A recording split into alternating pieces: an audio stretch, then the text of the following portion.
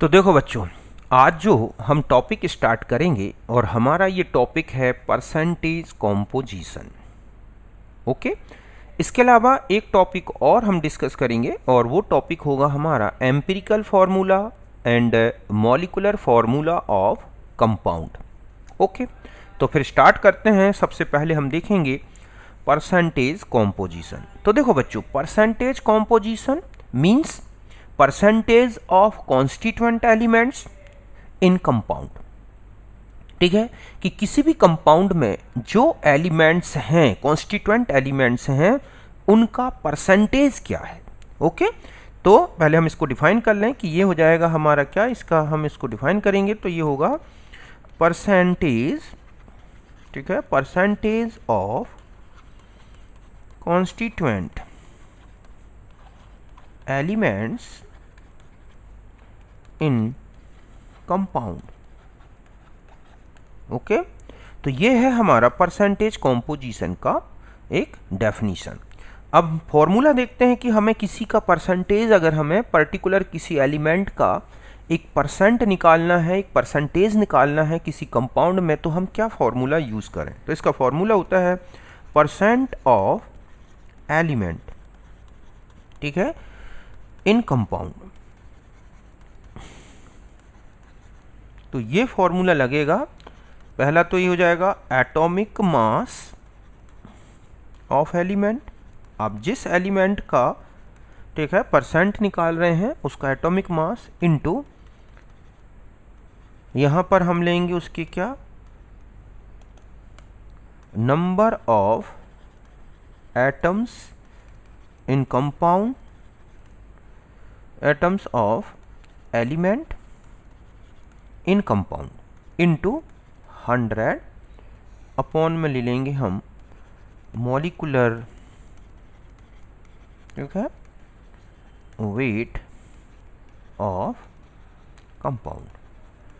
समझ गए बच्चों कि इस तरह से आपको एलिमेंट का परसेंट कैलकुलेट करना है। तो आपको ये फॉर्मूला याद रखना है कि percent of element equal to है atomic mass of element, means आप जिसका परसेंटेज निकाल रहे हैं उसका atomic mass, into number of element in compound, ठीक है, कि उस कंपाउंड में एलिमेंट के एटम्स कितने हैं वो ले लें, और into 100 upon molecular weight of compound. अब कई बार ऐसा भी होता है जहां कंपाउंड का मॉलिक्यूलर वेट ना दे के और उसकी अमाउंट दे दी जाती है, तो ऐसे भी हम फॉर्मूला लिख सकते हैं कि परसेंटेज ऑफ एलिमेंट, समझ गए ना, कि यहाँ पर, तो यहाँ हो जाएगा एटॉमिक मास ऑफ एलिमेंट, ये हो गया, into number of atoms of element, उस एलिमेंट का, ठीक है, नंबर ऑफ एटम्स कितने हैं, into 100 upon mass of compound. समझ गए ना बच्चों कि अगर आपको मास ना दे रखा हो तब तो आप सीधा सीधा क्या कर देंगे, आप मॉलिक्यूलर वेट से डिवाइड करेंगे इस तरह से। और अगर आपको कंपाउंड का मास दे दिया गया हो तो फिर आपको क्या करना है, उसमें जो भी मास आप कंपाउंड गिवन मास जो है, ठीक है, कि जो गिवन मास है उससे आपको डिवाइड करना है।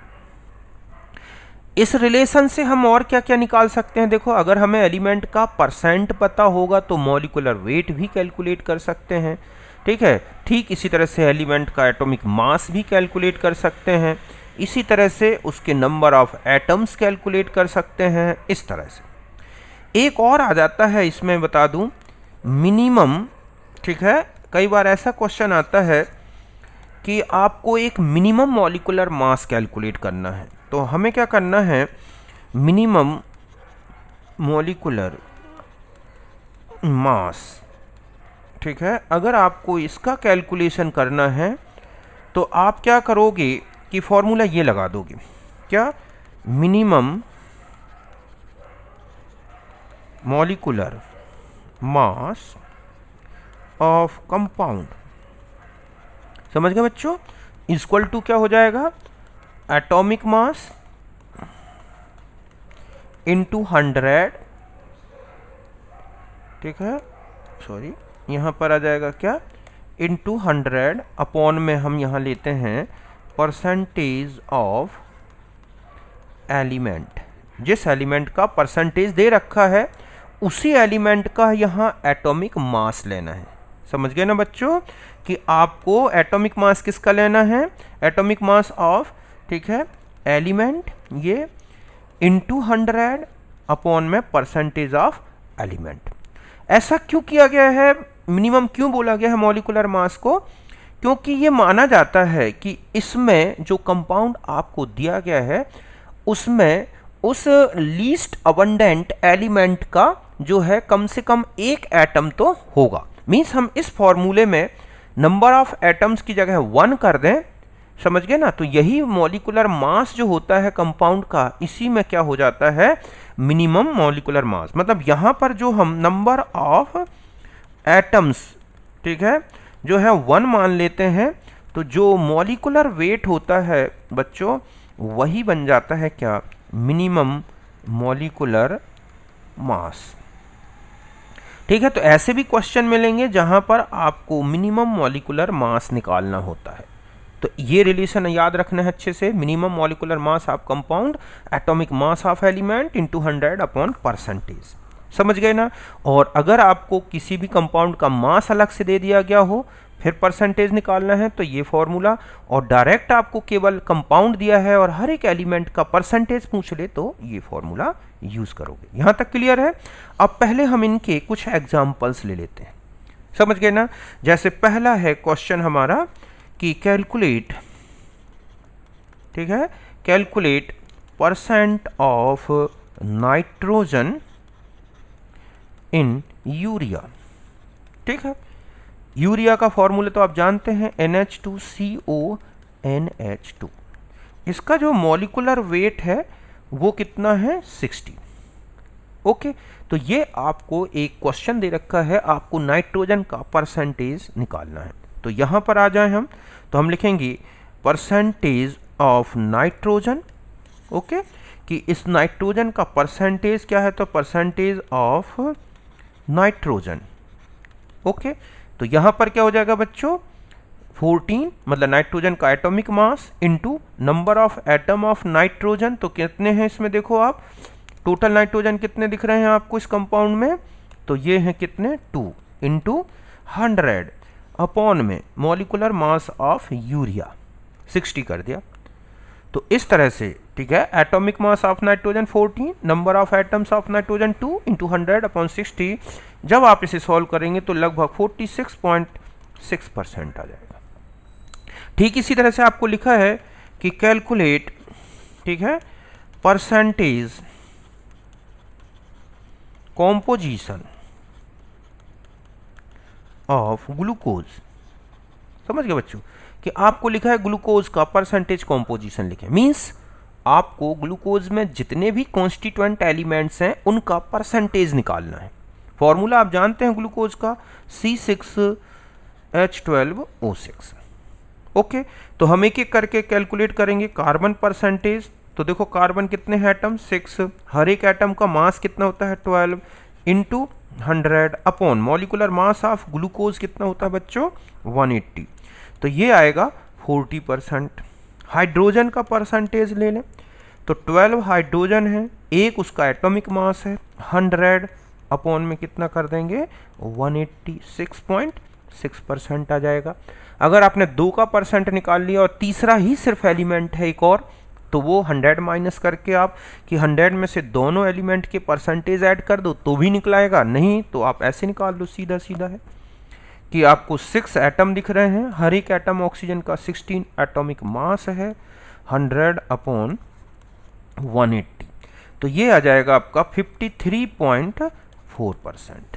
या फिर percentage of oxygen equal to क्या हो जाएगा 100 minus percent of carbon plus percent of hydrogen. इससे भी कैलकुलेट कर सकते हैं, क्यों, क्योंकि टोटल वेट तो हमने कितना मान लिया 100 ग्राम, तो 100 ग्राम में कितना कार्बन है, कितना हाइड्रोजन है, कितना ऑक्सीजन है, इस तरह से हर एक एलिमेंट का आपने क्या कैलकुलेट कर लिया परसेंटेज, और इस तरह से आपने ग्लूकोज का परसेंटेज कैलकुलेट कर दिया। ठीक है, अब और क्वेश्चन देखो, मैं एक दो क्वेश्चन और इम्पोर्टेंट बताता हूँ आपको, कि जैसे अब आपको किसी का क्या दे रखा हो, एलिमेंट का परसेंटेज दे रखा है, और आपसे पूछ ले वो कि बताएं कि इसमें इसका मिनिमम मॉलिक्यूलर मास क्या होगा। एक नेक्स्ट क्वेश्चन है कि परसेंट ऑफ, ठीक है, ये हमारा क्वेश्चन है कि परसेंट ऑफ आयरन इन, ठीक है, हीमोग्लोबिन इज 0.334%, ठीक है। कैलकुलेट मिनिमम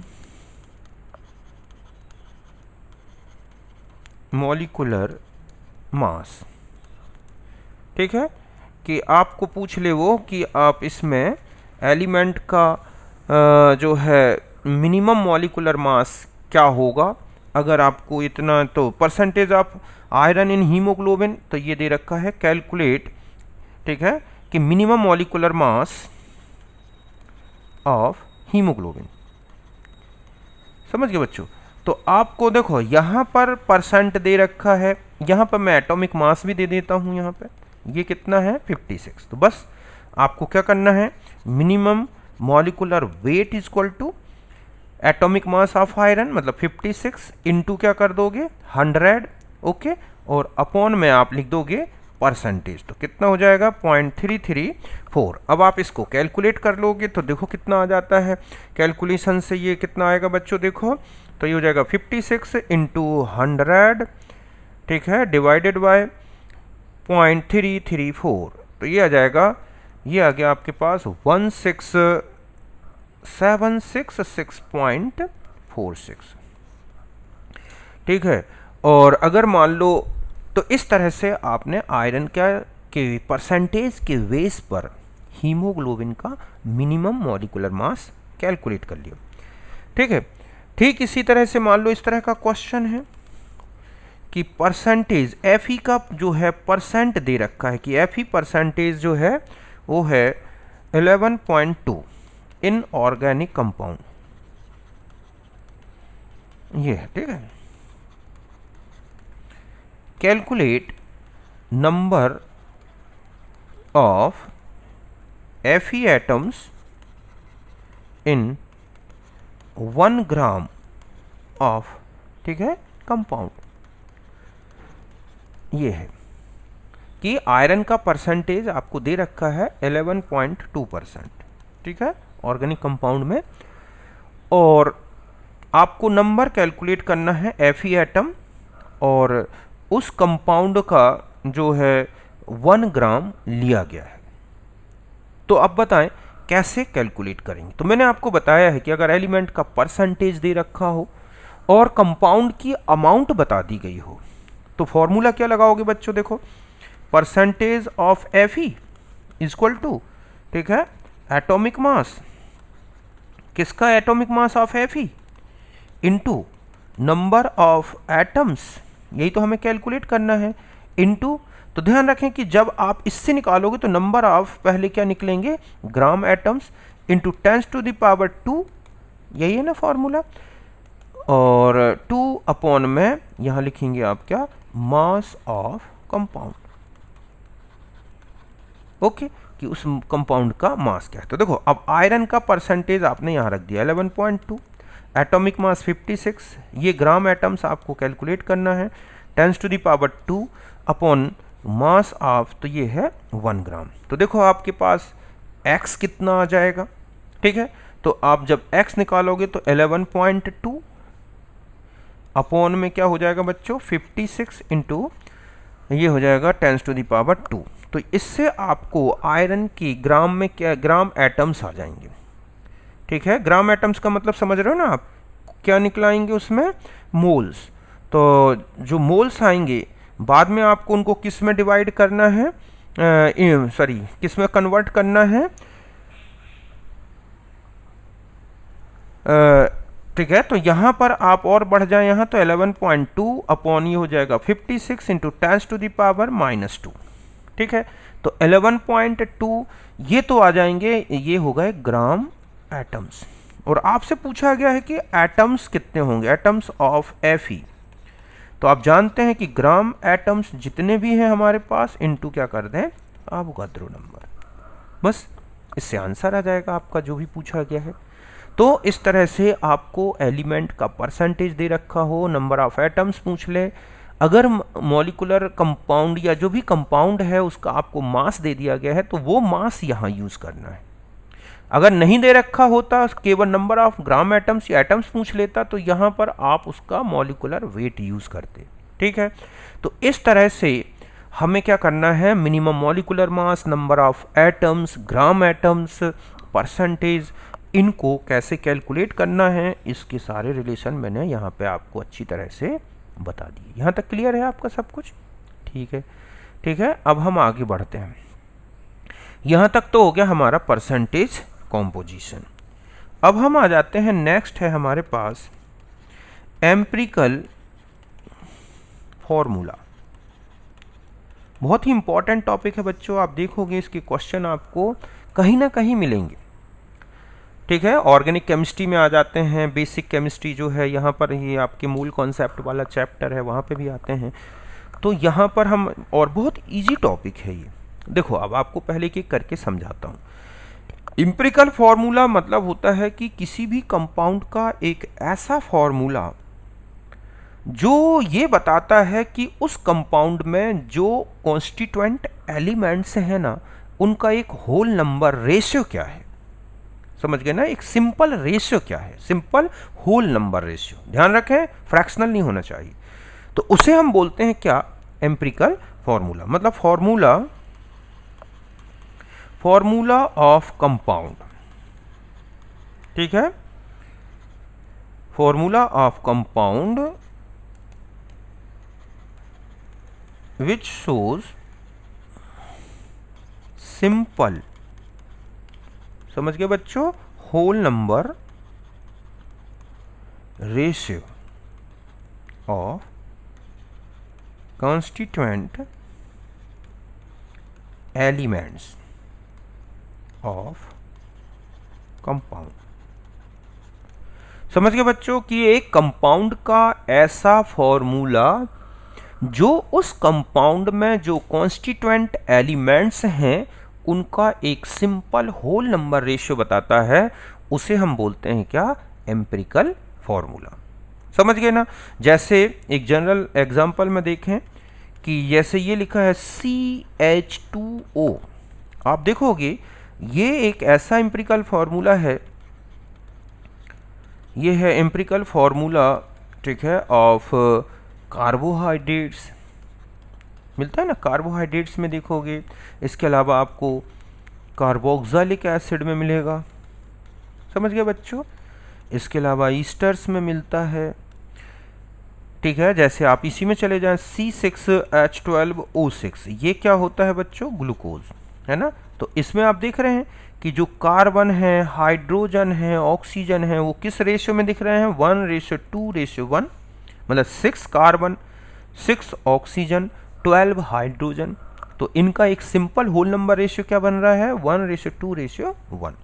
तो एक ऐसा फॉर्मूला कंपाउंड का जो कंपाउंड के एलिमेंट का एक सिंपल होल नंबर रेशियो बता देता है, वो कहलाता है एम्पिरिकल फॉर्मूला। इससे केवल रेशियो पता चलेगा, एक्चुअल नंबर ऑफ एटम पता नहीं चलते बच्चों। ठीक है, फिर हम आ जाते हैं, एक होता है मॉलिकुलर फॉर्मूला। समझ गए बच्चों। अब आते हैं, नेक्स्ट है हमारा क्या, मॉलिकुलर फॉर्मूला। देखो मॉलिकुलर फॉर्मूला एक ऐसा फॉर्मूला है जो ये बताता है कि कंपाउंड जो है उसके एक मॉलिक्यूल में कितने नंबर ऑफ एटम्स हैं और कौन कौन से टाइप्स के हैं। मतलब है ये कहलाएगा कि फॉर्मूला ऑफ कंपाउंड। समझ गए बच्चों, formula of compound which give या शोज एक्चुअल नंबर ऑफ, ठीक है, elements and their number of atoms in one molecule. समझ गए ना कि एक कंपाउंड का ऐसा फॉर्मूला जो कि उस कंपाउंड के एक मॉलिक्यूल में जो नंबर ऑफ एलिमेंट्स हैं और उनके कितने कितने नंबर ऑफ एटम्स हैं उनका एक्चुअल नंबर बताता है, वही कहलाता है क्या? Molecular formula. जैसे ये लिखा है C6H12O6, ठीक है, तो हम ये कह सकते हैं ना कि वन मॉलिक्यूल ऑफ ग्लूकोज, समझ गए बच्चों, one molecule of glucose contains 6 carbon atom, 12 hydrogen atom, ये है ना, एंड 6 ऑक्सीजन एटम। तो इस तरह से हमें एक फॉर्मूला, जो मॉलिक्यूलर फॉर्मूला है कंपाउंड का, उसमें सीधा सीधा दिखता है कि कोई भी एलिमेंट कितने हैं, मतलब टाइप्स ऑफ एलिमेंट्स कौन कौन से हैं, और उसमें हर एक एलिमेंट के कितने कितने एटम हैं। अब हम एक रिलेशन देखते हैं। रिलेशन होता है रिलेशन बिटवीन एम्पिरिकल फॉर्मूला, समझ गए बच्चों, empirical formula and molecular formula, कि एम्पिरिकल फॉर्मूला और मॉलिक्यूलर फॉर्मूले में क्या रिलेशन है। तो देखो, ये रिलेशन होता है मॉलिक्यूलर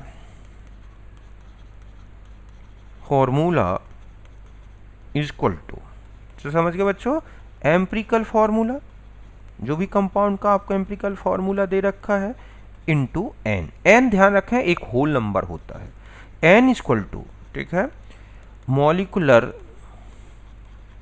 वेट ऑफ कंपाउंड। आपको जो भी कंपाउंड दिया गया है उसका मॉलिक्यूलर वेट लें और अपॉन में क्या करोगे बच्चों, एम्पिरिकल फॉर्मूला वेट, कि उसका जो एम्पिरिकल फॉर्मूला बना है उसका वेट कितना है। समझ गए ना, मतलब एम्पिरिकल फॉर्मूले में जितने एटम्स आ रहे हैं उन सबको आप उनका सबका एटॉमिक मास जोड़ के एम्पिरिकल फॉर्मूला वेट निकाल लेंगे। या एक और फॉर्मूला होता है ना, आपने देखा होगा 2 इंटू वेपर डेंसिटी, समझ गए ना, डेंसिटी ऑफ कंपाउंड, कि आपको कंपाउंड की वेपर डेंसिटी दे दी गई हो, अपॉन में वही एम्पिरिकल फॉर्मूला वेट। समझ गए ना, कि आपको कंपाउंड का एम्पिरिकल फॉर्मूला वेट दे रखा है, तो वो ले लें और उसकी इस तरह से वेपर डेंसिटी के बेस पर भी एन की वैल्यू निकाल लें। ध्यान रखें एन एक होल नंबर होगा। क्या होगा बच्चों, ये होल नंबर, कि आपको ये जो एन है वो एक होल नंबर में लेना है। यहां तक क्लियर है अच्छी तरह से। तो मॉलिक्यूलर वेट ऑफ कंपाउंड, इस तरह से आपने एम्पिरिकल फॉर्मूला और मॉलिक्यूलर फॉर्मूले का एक रिलेशन देखा। एक एग्जांपल से समझते हैं, ठीक है, कि एक ऑर्गेनिक कंपाउंड है कि एम्पिरिकल फॉर्मूला, ठीक है, ऑफ कंपाउंड इज CH। समझ गए ना कि उस कंपाउंड का एम्पिरिकल फॉर्मूला ठीक है CH है, एंड मॉलिक्यूलर वेट है 78। हमें बताना है कैलकुलेट मॉलिक्यूलर फॉर्मूला, कि उस कंपाउंड का मॉलिक्यूलर फॉर्मूला क्या होगा। तो आपको सबसे पहले क्या करना होगा, एम्पिरिकल फॉर्मूला मास निकालना है। क्या निकालना है, एम्पिरिकल फॉर्मूला मास। तो आप क्या करोगे, देखो CH है ना, तो इसका हो जाएगा 12 + 1 मीन्स कितना हो गया 13। अब N निकालोगे तो 78 अपॉन में क्या कर दोगे 13, तो ये कितनी बार डिवाइड हो जाएगा 6 टाइम्स। ठीक है, अब आप यहां लिखेंगे molecular formula equal to empirical formula into क्या कर दें n। तो हमारे पास एम्पिरिकल फॉर्मूला है CH, आपने 6 से मल्टीप्लाई कर दिया, हो गया C6H6। इस तरह से आपने ऑर्गेनिक कंपाउंड का मॉलिक्यूलर फॉर्मूला भी निकाल लिया, अगर आपको क्या दिया गया था, एम्पिरिकल फॉर्मूला। यहां तक बिल्कुल क्लियर है सब कुछ। फिर हम एक आगे बढ़ते हैं। ठीक है, अब आता है कि कई बार ऐसे क्वेश्चन होंगे जहां आपको डायरेक्ट एम्पिरिकल फॉर्मूला नहीं दिया जाएगा, एलिमेंट का क्या दे रखा होगा, परसेंटेज। तो उस परसेंटेज के बेस पर पहले आप कंपाउंड का क्या निकालोगे, एम्पिरिकल फॉर्मूला। समझ गए ना, फिर जाके आगे मॉलिक्यूलर फॉर्मूले में चेंज करना है। तो यहां हम आते हैं, अब क्या करेंगे, कैलकुलेशन ऑफ एम्पिरिकल फॉर्मूला। ठीक है, कि आपको एम्पिरिकल फॉर्मूला कैलकुलेट करना है on the basis of percentage composition. समझ गए बच्चों, कि एक परसेंटेज कॉम्पोजिशन दे रखा है, तो उस परसेंटेज कॉम्पोजिशन से आपको कंपाउंड का क्या कैलकुलेट कर लेना है, एम्पिरिकल फॉर्मूला। तो देखो ये पॉइंट्स लगेंगे। पहला पॉइंट क्या होगा आपको, कि नंबर ऑफ, ठीक है, number of atoms of element.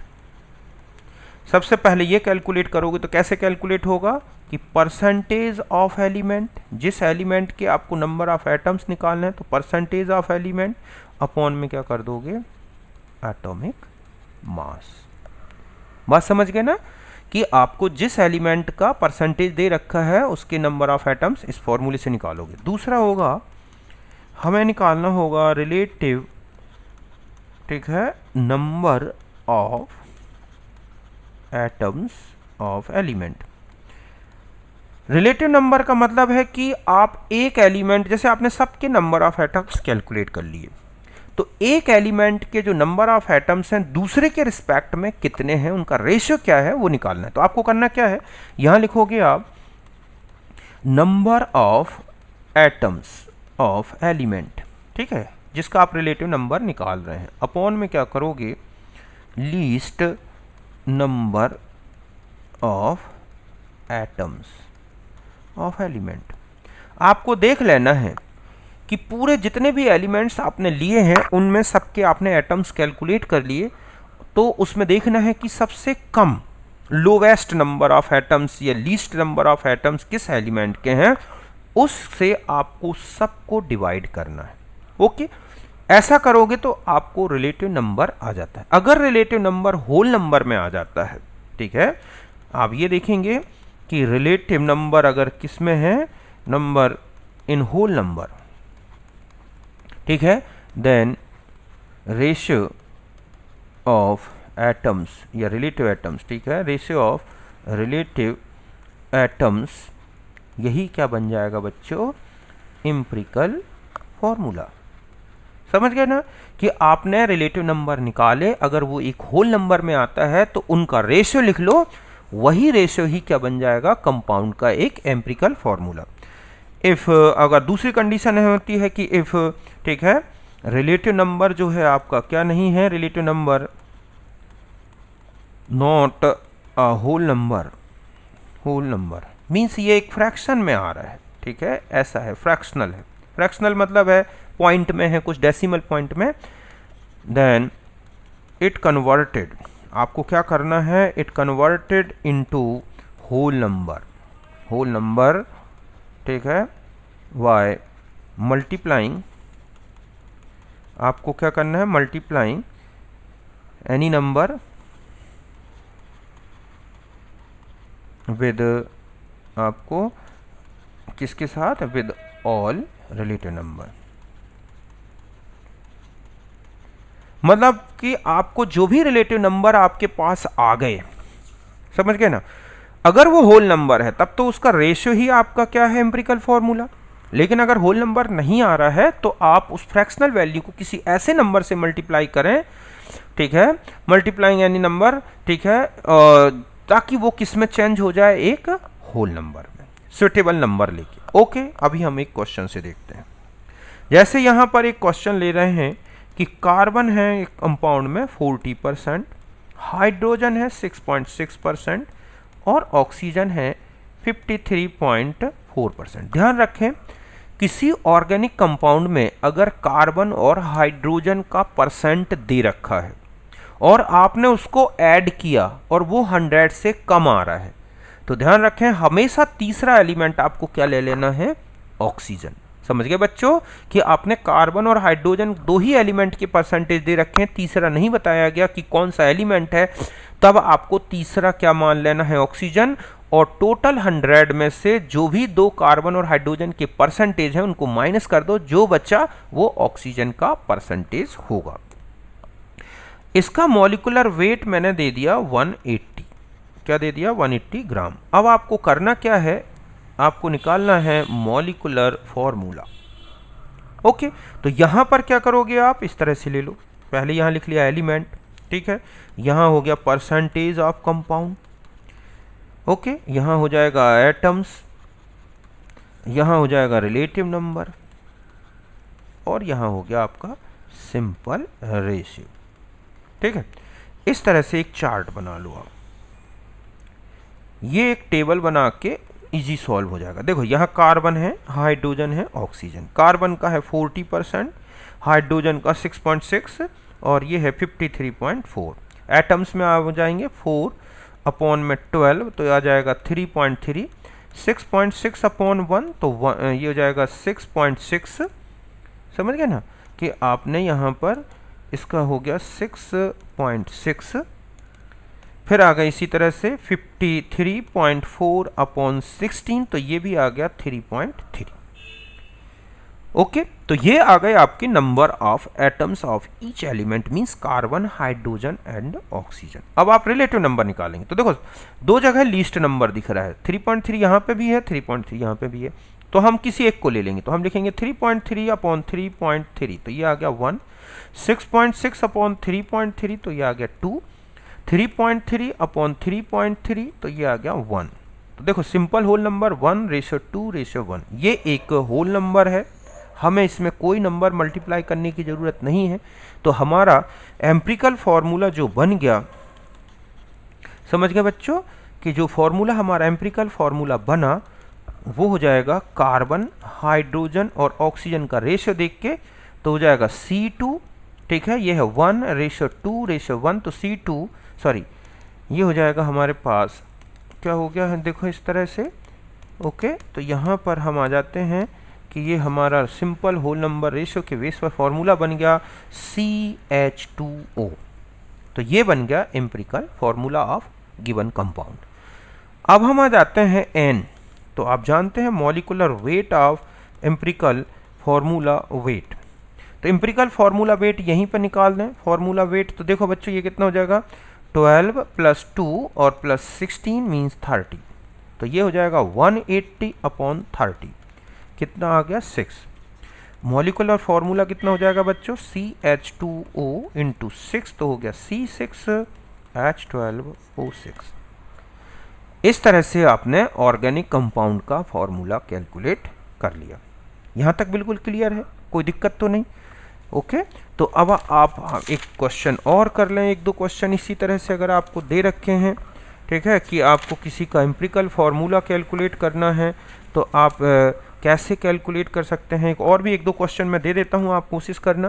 Carbon है, ठीक है, 40%, ओके, और हाइड्रोजन जो है वो है 6.7%, तो ये तो हो गया हमारा 46.6, तो ये हमारा हो गया क्वेश्चन।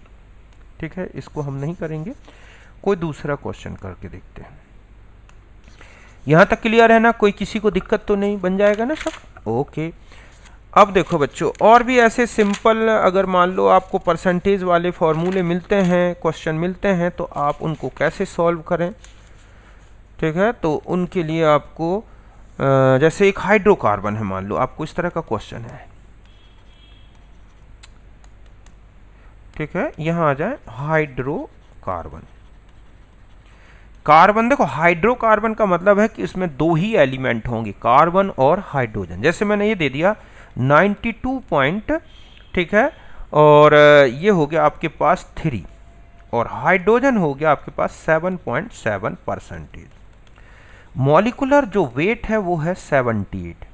ठीक है, तो आपको कैलकुलेट करना है मॉलिक्यूलर फॉर्मूला, तो सीधा सीधा है, बन जाएगा ना। देखो कार्बन आप क्या करेंगे, 92.3 अपॉन 12, तो लगभग 7.6 आ जाएगा। हाइड्रोजन जो होगा 7.7/1 हो गया, तो ये हो जाएगा 7.7। एम्पिरिकल फार्मूला अगर आप देखोगे तो कैसा निकला आपके पास ये एम्पिरिकल फार्मूला, देखो बच्चों, ठीक है। तो ये हमारा एम्पिरिकल फार्मूला आ गया, ये हो जाएगा क्या, अच्छा पहले तो आप इसका सिंपल होल नंबर रेशियो निकाल लो। तो यहाँ पर रिलेटिव नंबर अगर हम कार्बन और हाइड्रोजन के रिलेटिव नंबर को कैलकुलेट करें तो देखो क्या बन जाएगा, कार्बन तो हो जाएगा 7.6/7.61, हाइड्रोजन हो गया 7.7/7.61। तो एम्पिरिकल फार्मूला हो गया CH, एम्पिरिकल फार्मूला वेट हो जाएगा 13, ओके। फिर आ जाएगा N, तो N हो जाएगा 78/13, तो हो गया 6। तो मॉलिकुलर फार्मूला बन गया आपके पास CH × 6, तो हो जाएगा C6H6। इस तरह से यहाँ तक बिल्कुल क्लियर है। अब देखो कई बार ऐसा होता है कि कुछ कंपाउंड्स में आपको डायरेक्ट परसेंटेज ना दे रखा हो। जैसे एक कंपाउंड, एक क्वेश्चन है ऐसा कि एक सैंपल है, ठीक है, सैंपल, ठीक है, ऑन कंबस्जन, ये ऑर्गेनिक कंपाउंड है, समझ गए ना बच्चों, organic compound. Sample on combustion give CO2, और ये मिल रही है हमें CO2 3.38 gram and H2O, okay, H2O मिला है हमें कितना, 0.690 ग्राम। और इसका वो ये दे रहा है कि mass of 11.6 gram of sample, ये गैस है, ठीक है, इज मास, नहीं सॉरी, हम यहाँ ले लें वॉल्यूम ले लें, 2 मिनट बच्चों, ठीक है। यहाँ पर ऐसा है ये कि वॉल्यूम है, ये volume of 11.6 gram of sample is, और ये वॉल्यूम है आपके पास 10 लीटर। तो पूछा गया है कि मॉलिकुलर फार्मूला क्या होगा कंपाउंड का, ठीक है, कि इस तरह का एक क्वेश्चन आपको दे दिया जाए कि सैंपल जो है उसमें कंबस्जन हो रहा है जिससे CO2 बन रही है 3.38 ग्राम ऑर्गेनिक कंपाउंड, और H2O है 0.69 ग्राम, वॉल्यूम दे रखा है 11.6 ग्राम का वॉल्यूम है, 10 लीटर। तो मॉलिकुलर वेट ऑफ कंपाउंड क्या होगा। तो देखो बच्चों, एक हाइड्रोकार्बन, और ये बता दूं ये क्या है, हाइड्रोकार्बन, ठीक है, कि एक हाइड्रोकार्बन का है तो हम ऐसा ले लें CXHY, हमें नहीं पता कि वो सैचुरेट है या अनसैचुरेट है, तो हम ये तो मान ही सकते हैं ना कि हाइड्रोकार्बन में कार्बन और हाइड्रोजन ही होंगे। सपोज कार्बन है X और हाइड्रोजन है Y। अब यहाँ पर हम जब इसका कंबस्जन कराएंगे तो देखेंगे X तो CO2 बनेगा और प्लस Y/2 क्या बनेगा, H2। समझ गए बच्चों, जितने हाइड्रोजन है उनके आधे, जितने मोल हाइड्रोजन के होंगे उसके हाफ मोल ही तो H2O बनेगा ना, क्यों, क्योंकि 2 हाइड्रोजन से क्या बनता है, 1 H2O। अब यहां पर हम देखें कि O2 कितना लगेगा, तो देखो बच्चों, जितना X CO2 बनेगा उतने ही तो O2 लगेंगे ना, क्योंकि एक CO2 में 1 O2 है।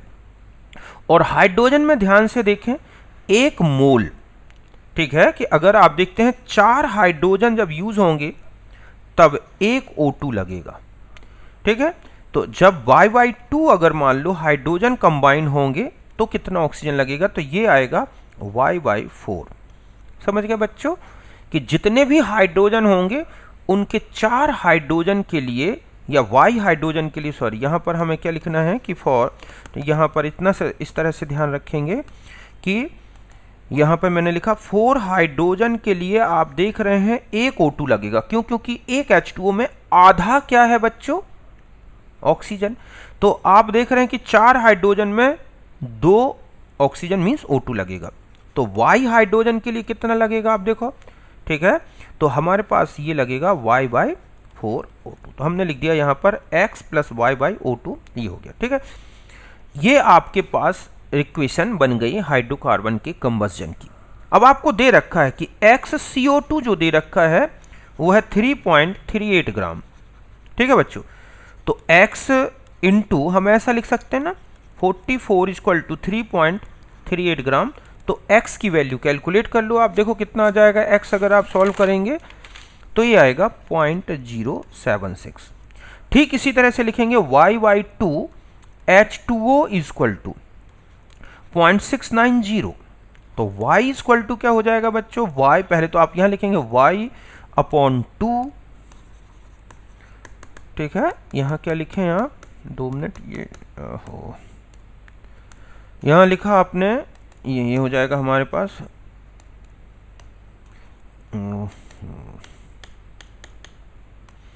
y upon 2 into 18 equal to 0.690, ठीक है, तो y इक्वल टू हो जाएगा 0.690 अपॉन 18 इंटू 2, तो ये आएगा, ये भी आ रहा है 0.076।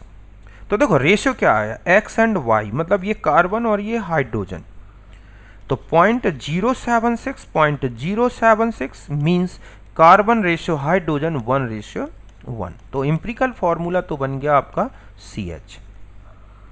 अब आता है मॉलिक्यूलर वेट निकालना। तो देखो बच्चों, वो कह रहा है कि आपको जो कंपाउंड है कि यहाँ पर 10 लीटर का जो वॉल्यूम मास है 10 लीटर का वो 11.6 है, तो आप यहाँ लिखेंगे कि 10 लीटर इक्वल टू 11.6, ठीक है। तो आपको पता है कि 22.4 लीटर लिया जाए, तो जो मास आएगा, समझ गया बच्चों, जो मास आएगा उस कंपाउंड का वो उसका क्या बन जाएगा, मॉलिक्यूलर मास। क्यों, क्योंकि एनटीपी पे ये कहता है कि किसी भी गैस का 22.4 लीटर जो वॉल्यूम होता है उसका जितना मास होता है वही उसका मॉलिक्यूलर मास हो जाता है। तो ये हो गया हमारे पास 26, तो ये आ रहा है क्या बच्चों, 26।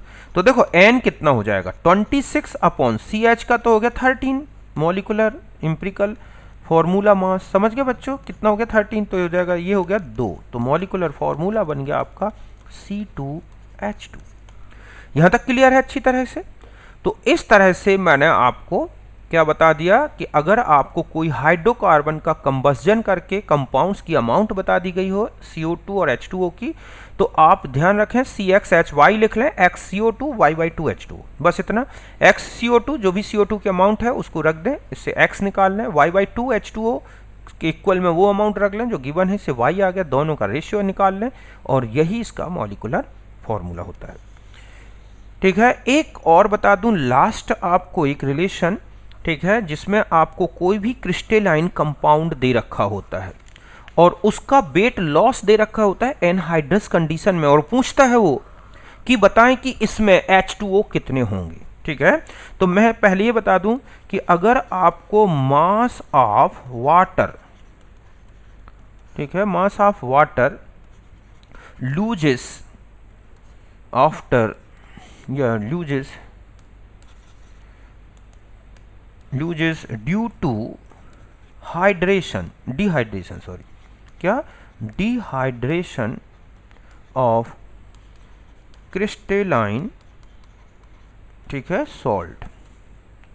तो ये अगर आपको कैलकुलेट करना है, ये है कैलकुलेशन, ठीक है, calculation of mass of water losses due to dehydration of crystalline solid. तो इसका फॉर्मूला होता है ऐसे कि मास ऑफ वाटर जो कि हाइड्रेशन में लूज हो रहा है इक्वल टू, ये दे रखा होगा परसेंटेज, ठीक है, लॉस इन वेट।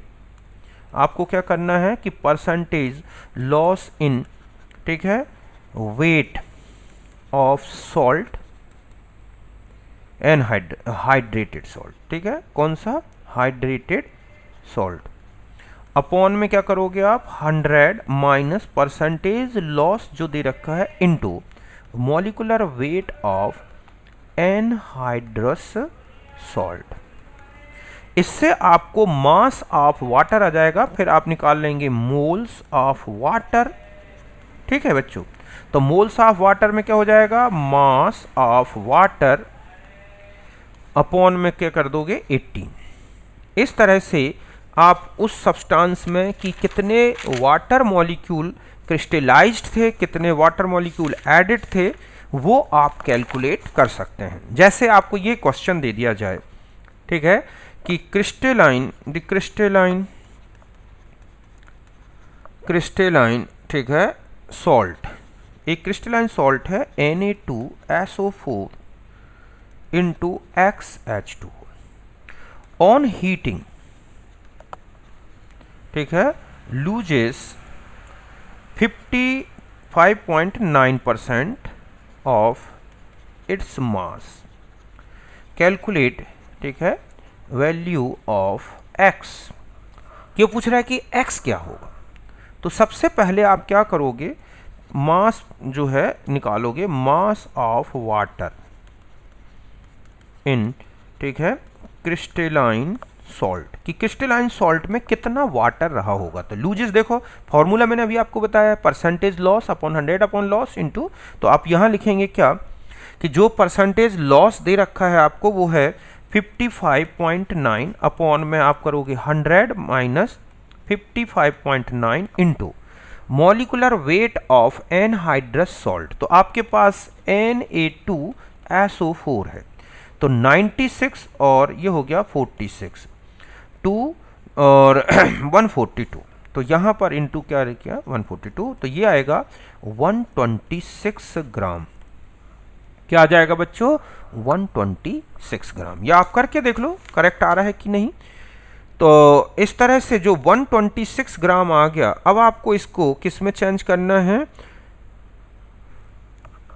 ठीक है, तो ये आ गया आपके पास 126 ग्राम। तो नहीं, ये आएगा, 2 मिनट रुको, देखो जरा कितना आ रहा है, 180 आएगा, सॉरी, ये कितना आएगा 180, ठीक है। तो देखो आप एक बार खुद ही कैलकुलेट कर लो, मैंने तो एक नॉर्मल लिख दिया था। तो ये आएगा कितना 180। फिर आप मोल्स निकालोगे, मोल्स ऑफ वाटर, तो आपने लिखा 180 अपॉन 18, तो ये हो गया 10। तो फॉर्मूला हमारा जो मॉलिकुलर फॉर्मूला बना सॉल्ट का, क्रिस्टलाइन सॉल्ट का, वो Na2SO4 इंटू क्या हो जाएगा 10H2। यहाँ तक बात समझ गए ना अच्छी तरह से, कि जो है आपको करना क्या है, जो भी आपको परसेंटेज ये दे रखा था उसी बेस पर आपने इसका क्या निकाल लिया, मास ऑफ वाटर, और इस तरह से क्रिस्टलाइन सॉलिड का फॉर्मूला। एक लास्ट क्वेश्चन आपको दे देता हूं, आप पूरा पहले एम्पिरिकल फॉर्मूला निकालोगे फिर क्रिस्टलाइन, ठीक है। ये है, तो एक ऑर्गेनिक इनऑर्गेनिक कंपाउंड है, सॉल्ट कंटेन, ठीक है, Mg, कितना है उसमें, Mg है 20%, सल्फर जो है वो है 26.66%, ऑक्सीजन है 53.33%। मास लॉस जो हो रहा है, मास लॉस ड्यूरिंग एनहाइड्रेशन, समझ गए बच्चों कि एनहाइड्रेशन कराया गया तो मास लॉस है 51.2%। तो व्हाट इज द मॉलिकुलर, ठीक है, आपको निकालना है what is molecular formula of crystalline salt. समझ गए बच्चों कि पहले आप क्या करोगे, एम्पिरिकल फॉर्मूला निकाल लोगे, किसका, एलिमेंट का। मतलब सबसे पहले तो आपको करना क्या है, पहले आप Mg कब हो जाएगा तो 20/24, सल्फर हो जाएगा आपके पास तो 26.66/32, ऑक्सीजन हो जाएगा तो आपके पास 53.33 अपॉन कितना कर दोगे 16, ये आ गया, जैसे आपने ये निकाला तो ये आया 0.83, ये भी आ जाएगा 0.83 और ये आ जाएगा 3.33, ठीक है। जब आप इनका रेशियो निकालोगे MgS और O तो 0.83, 0.83, 3.33, तो ये हो जाएगा 1:1:4। तो आपके पास फॉर्मूला बन गया MgSO4, ये तो हो गया एनहाइड्रस सॉल्ट। अब मास आप निकालोगे, मास ऑफ वाटर, ठीक है। तो मास ऑफ वाटर में देखो ये है 51.2 अपॉन 100 माइनस 51.2 इनटू क्या कर दोगे MgSO4 का मॉलिकुलर मास। तो देखो SO4 का तो हो गया 96 और Mg का हो गया 24, तो ये हो गया 120, तो ये हो गया 120। जब आप इसे सॉल्व करोगे तो ये आएगा 126, तो मोल्स निकालोगे, मोल्स ऑफ H2O तो हो जाएगा 126/18, तो हो जाएगा 7। तो जो मॉलिकुलर फॉर्मूला बन गया वो हो गया MgSO4 इंटू 7H2। तो इस तरह से इतने ही प्रकार के क्वेश्चंस आते हैं जो कि एम्पिरिकल और परसेंटेज कॉम्पोजिशन से रिलेटेड थे। तो एक बार फिर से देख लो, यहाँ पर मैंने आपको बताया calculation of mass of water losses due to, ठीक है, डिहाइड्रेशन, ठीक है, कि डिहाइड्रेशन जब आप करा रहे हैं सॉल्ट का तो उसमें कितना वाटर का लॉस हो गया वो निकाल लें ड्यू टू डिहाइड्रेशन। समझ गए बच्चों? Dehydration of crystalline salt. तो mass of H2, percentage loss in weight of salt, ठीक है, जो हाइड्रेटेड सॉल्ट था वो 100 minus percentage loss of salt, ठीक है बच्चों, into molecular weight of anhydrous salt जिसमें वाटर नहीं है। फिर मोल्स ऑफ वाटर निकाल लो, जैसे क्रिस्टलाइन सॉल्ट था Na2SO4 on heating loses 55.9% of its mass, calculate the X। तो पहले आपने वाटर निकाल लिया 180 आ गया, फिर आपने मोल्स निकाल लिए वाटर के 10 आ गए, फॉर्मूला बन गया Na2SO4 इंटू 10H2। ऐसे ही एक इनऑर्गेनिक कंपाउंड था जिसमें मैग्नीशियम 20%, सल्फर ये था, ऑक्सीजन ये था, लूज ऑफ मास बता दिया गया 51.2%, मॉलिकुलर फार्मूला ऑफ सॉल्ट। तो आपने पहले Mg के, S के, ऑक्सीजन के एटम्स निकाले, फिर रिलेटिव नंबर्स निकाले 1:1:4 में, तो MgSO4 बन गया, ठीक है। आपके पास सॉल्ट क्या बन गया, MgSO4 anhydrous salt. Mass of water निकाल लिया आपने 126, ठीक है। मोल्स ऑफ H2O निकाल लिया आपने, ये आ गया 7, तो फॉर्मूला बन गया MgSO4 इंटू 7H2O। तो इस तरह से मैंने आपको एक किसी भी कंपाउंड का एम्पिरिकल फार्मूला कैसे निकालते हैं, मॉलिकुलर फार्मूला क्या होता है, दोनों में क्या रिलेशन है, परसेंटेज कॉम्पोजिशन, पूरा एक कंप्लीट लेक्चर तैयार कर दिया। आप एक बार इसको अच्छी तरह से देख लो, मैं समझता हूँ अब कोई प्रॉब्लम नहीं रहेगी, ठीक है। तो नेक्स्ट वीडियो में मिलते हैं हम और देखेंगे, कोई अच्छा सा टॉपिक डिस्कस करेंगे, ठीक है बच्चों। Okay bye.